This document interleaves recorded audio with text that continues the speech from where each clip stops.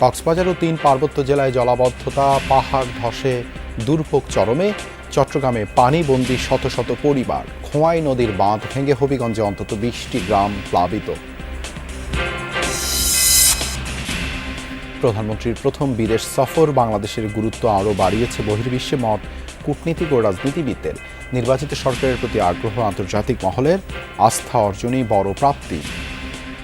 এই সরকার যেহেতু একটা আন্দোলন এবং নির্বাচনের মধ্য দিয়ে এসেছে, সেই জন্য আশা করা যায় যে এই সরকারের উপরে সেইটুকু আস্থা এবং ভরসা বিদেশি সরকারগুলো থাকবে। শ্রমশক্তি রপ্তানি যেটা বন্ধ ছিল, আশা করি এবার প্রধানমন্ত্রীর সফরের মধ্য দিয়ে এই জটটা এবার একটু খুলবে।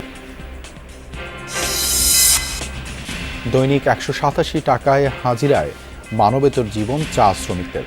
অবিলম্বে 500 টাকা নির্ধারণের দাবি উঠল সংসদে। আগামী মাসে সর্বনিম্ন মজুরি পুনর্নির্ধারণ। মন ভালো থাকে, ফেরত থাকে, 2 টাকা আমরা বেশি রুজি করতে পারি। কাম হইলেও কাম আসবো, বন্ধ হইলে হাজিরি নেই। 187 টাকা যে 40 পয়সার যে পার ডে মজুরি, তো এটার তুলনামূলক বর্তমান বাজার দর এবং সেটা হিসাব করলে আসলেই এটা মজুরিটা খুবই নগণ্য। ভারতকে টপকে ঔষধি উদ্ভিদের সবচেয়ে বড় আঞ্চলিক ডেটাবেস বাংলাদেশে। শত শত উদ্ভিদের রাসায়নিক উপাদানের তথ্য সংগ্রহ করছেন গবেষকরা। ব্যবহার হচ্ছে 45টি বিশ্ববিদ্যালয়ে।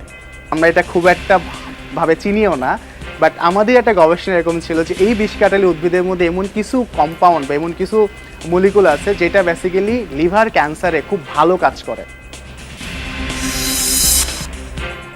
নারায়ণগঞ্জের রূপগঞ্জে কথিত জিনের আসরে শিক্ষার্থী অসুস্থের ঘটনায় উদ্বেগ, উৎকণ্ঠা।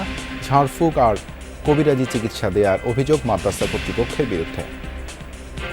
আমাদের সামনে এসে ওরা বই দেখতো আর সে গলায় চিপিয়ে ধরতো। ঝাড়ফুঁক করা হয়, ওরা কিছু সময় থামে, কিন্তু পরবর্তীতে দেখা যায় কি ওরা আরো বেশি আরো চিন্তা উঠতেছে।